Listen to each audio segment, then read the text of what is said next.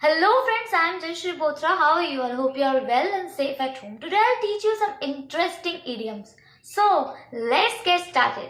Our first idiom is to be in a quandary. To be in a quandary means in a confusing situation. यानी किसी भ्रम में होना, किसी भ्रम में जीना. That is called to be in a quandary. The second one is sail in the same boat. Sail in the same boat means to be in the same situation. यानी मैं और कोई सामने वाला बंदा. If we are in the same situation, then it is called sail in the same boat. The third one is not one's cup of tea. यानी किसी के शौक के बाहर. Like if I say it is my cup of tea, यानी ये मेरा शौक है. I want to do this.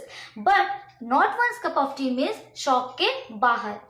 That means not one's choice or preference. The fourth one is in a bad taste. In bad taste means not suitable. That means some is really offensive.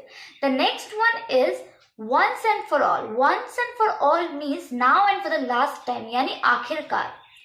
The next one is in the soup. In the soup means in a difficult and different situations. That means कठिन परिस्थिति में रहना.